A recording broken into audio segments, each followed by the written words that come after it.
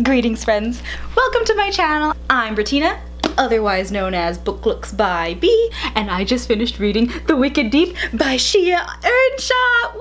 And it was pretty dang good.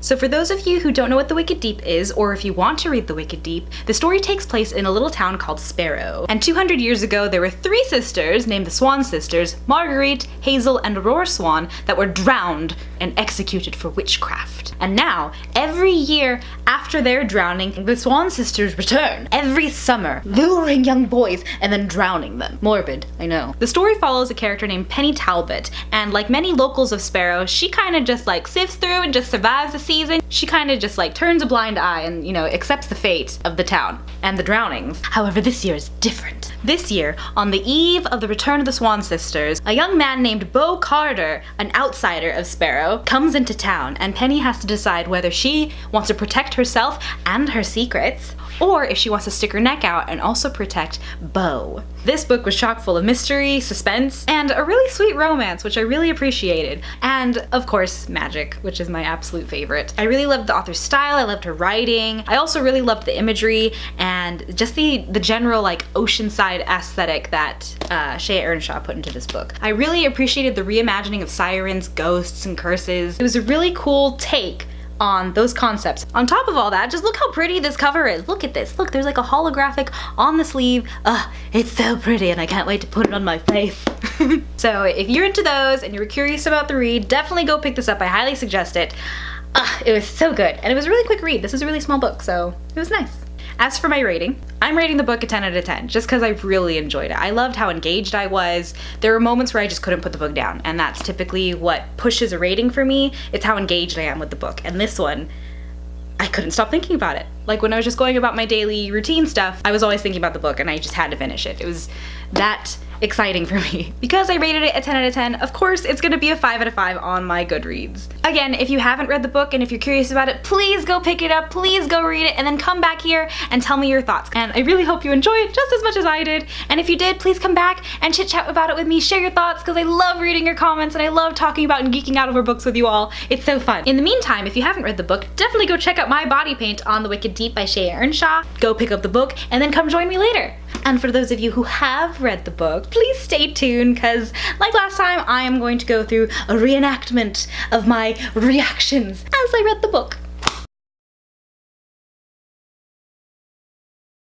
Right off the bat, I'm getting Sanderson sisters from Hocus Pocus vibes from the Swan Sisters. Penny's last name is Talbot, and I know the Wolfman's last name is Talbot. Does that have to do with anything? Just wondering. Maybe it's an Easter egg, maybe it's not, who knows? Okay, all of y'all are minors, and you guys are drinking in public around a fire, and no one marked a DD, no one called DDs. DD stands for designated driver for any of my young readers. Uh-oh. What just happened to Rose? Is she okay? This is what happens to you when you say you don't believe in forces bigger than you. They drown you. Ooh, Liam! Penny just read the fuck out of Lon. Like, basically she said he was trash. Lon, back up. No means no, Lon. She didn't consent to this. Get away from her. I wish Penny didn't have to get saved by a boy. But yes, you go, stranger. You stand up for her. Hashtag don't be a bystander. Okay, Penny sure does know quite a bit about the Swan Sisters and how they aren't caught every year. 200 years and the authorities don't have a plan on how to protect these young boys from getting drowned every year. I also think it's kind of sick and macabre that people are going to this town just to see people get drowned. I really love the imagery and the aesthetic of Sparrow. Lumiere Island and all of Penny's surroundings, I feel so immersed. I really love all the water and ocean similes and all the metaphors and like just the ocean motif in the book. And I just feel like it enhances the imagery and the feel of the book, and it's just, everything just gets tied together so well. And I really want to visit there. Even though Sparrow seems kind of creepy, I still really want to go visit it because the imagery in this book is just really spot on. Okay, so I don't know if anyone else pictures Penny like this, but I picture Penny Hapahauli. Like I picture her as a brown girl, but I do picture her as like a mixed ethnicity. I don't know if she's portrayed as that, but I imagine her as a brown girl, like me. And typically I imagine characters as white, unless they're not, but I see Penny as mixed, and to me I think her dad is a person of color. Okay, I am so surprised that Penny, Beau, Heath, and Rose are like totally down and okay to just go out of the lighthouse after dark. I mean, like, what is wrong with all of you? If you know that people are gonna get drowned around this season, wouldn't you want to stay the fuck away from water? But I understand that they're teenagers and their frontal lobes aren't completely developed yet and they don't make the best of decisions, but still, people are gonna die. People are gonna die this year. Stay away from the water. Also, Beau is really breathy. He keeps releasing breaths. Oh, so Penny and her mom are really psychic. They're actually psychic, because Penny, for some reason, can see the Swan Sisters inhabiting people's bodies. Where are you, girl? Go help the authorities. Take these Swan Sisters down. Penny, you could be the hero in this. You could save so many boys' lives if you just go help out the authorities and tell them who is inhabiting whose body. Why, Penny? Why can't you tell Beau what you see? What is preventing you? Are you a Swan Sister? Damn, Penny! Even if he wasn't your boyfriend, he's still a human being. Like, even if he's not my boyfriend, I would still worry about the fact that this person's life is in my hands. If they die, I'm gonna feel bad about it. And she's all over here like, well, he's not my boyfriend, I shouldn't worry. Girl, he is still a person that's gonna die this year. Penny's a Swan Sister. I'm calling it, I'm calling it.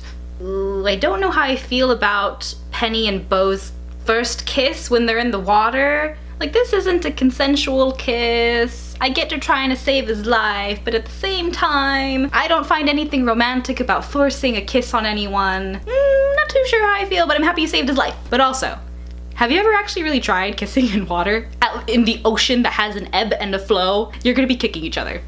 Trust me. Called it. Beau's brother got drowned. That's nothing to be proud of, or anything to cheer about. Okay, hold up. Were y'all just banging in the cottage for 3 days straight? Penny, where's your mom? Isn't your mom looking for you? You've been missing for 3 days. Yo, real talk though, if I was in Penny's shoes and my mom was in Penny's mom's shoes, my mom would whoop my ass. I would be dead. I'm serious. Like, she would come storm out of that house, chanellas in hand, and she would just beat my ass. I'd be all like, you wanna do what, Beau? Where? Here? Right now? In this cottage? I mean, I'm down, but it's gonna have to be quick, because if I'm not back by nightfall, my mom is gonna come down here and beat my ass. And you don't even want to know what she's gonna do with you, Beau. You don't gotta worry about no Swan Sister drowning you, Beau, because if my mama finds out that you and I were missing for 3 days, smashing in a cottage, she would just be coming down here and she would just beat your ass. All in all, my mom would be pissed. How Penny's mom isn't concerned about this, I have no idea. Called it. She's Hazel. She's been Hazel this whole freaking time. But at the same time, now I feel bad because she loves Beau, but Beau loves Penny. And Penny's not gonna remember any of this. And I don't know what's more heartbreaking. Damn.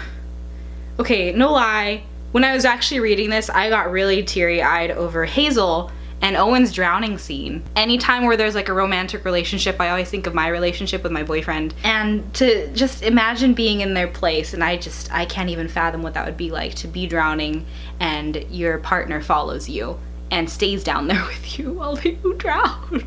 Ooh, so cool! I love how the author tied in the fact that the Forgetful Cakes building used to be the perfumery. Very nice touch. That was really cool to read. Also, I can't get over the fact of how binary the genders are in this book. So while I'm over here thinking, like, gender's a spectrum, and so is a person's sexuality. And I'm just thinking, like, what if one of the Swan Sisters wasn't hetero? Then no one would be safe. Equal drownings for everyone. How has Beau not put 2 and 2 together yet with how many times Penny keeps trying to defend the Swan Sisters? I get that Penny could be coming off as being protective of the vessel that the Swan Sister is inhabiting, like the actual girl, the body of the girl. I can see how she's being very protective over that. But at the same time, wouldn't he, suspect a little bit that she might also be a Swan Sister with how much she's trying to defend the Swan Sisters? But also, Beau, why just kill the Swan Sister that drowned your brother? Why not kill all 3 of them and avenge all the drowned brothers, sons, and fathers?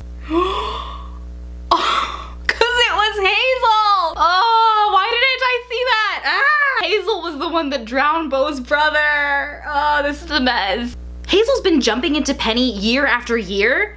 How have her parents not noticed? Actually, I wonder if that plays a role in how and why Penny's dad went mad. he was looking for a way to get the Swan sisters out of the bodies. Ah, that's why he has all those books in the cottage that Beau's staying in. Ah! Oh, Beau's got a knife. Yo, he's about to cut a Swan sister. Penny, you're digging yourself a grave, girl. Saying that you couldn't remember who Beau's brother was, but then when you saw Beau and you realized that they look alike, this is not helping your case, girl. I really hope Beau doesn't love Hazel/Penny after finding out that she killed his brother. Oh, Hazel killed Penny's father. Dang! Okay, now you gotta die, girl, because your negative karma points are way too high now. Okay, it's one of my biggest pet peeves when characters don't communicate information to one another when they are perfectly able to. Like, you can totally tell this person what's going on. Like, if Penny comes to Beau, you should totally tell her exactly what happened to her, because it's gonna be so much worse if she goes through life not knowing the secret that happened to her and her body, which she should have complete agency over. So Beau, just tell Penny everything when she comes to, and it won't matter because Hazel will be dead by then. I also really liked and appreciated how Beau wasn't this hyper-masculine, nor was he this hyper-sexualized male character in the book. Oftentimes I find in a lot of YA romance books that the men, or at least the young boys, are portrayed in this masculine, broody, chiseled, hot, sexy, unrealistic expectation of what young boys should be and act like, especially in a romantic partnership, which I'm really happy that Beau is not. Beau is just a regular guy. He's not this super sexy stud as they're often portrayed in a lot of books. I don't really know how I felt about the very last chapter, where the ghost of Hazel still haunts the island. I just kind of wish that she just found peace and peaced out. Or I wish there was a scene where she got reunited with her sisters, or she got reunited with Owen. Or I'd be happy with her just haunting her final resting place in the cemetery, and maybe Owen and her sisters were there. But other than that, I feel like it ended right. I'm happy that Hazel made the executive choice to sacrifice herself, and I just feel like that's probably one of the most noblest things that a character can do, especially because she knows that she's lived so long and it's time to go. And also on top of that, like, there's so many bad things that have happened in the past 200 years that the only way that she could possibly write it is to end herself.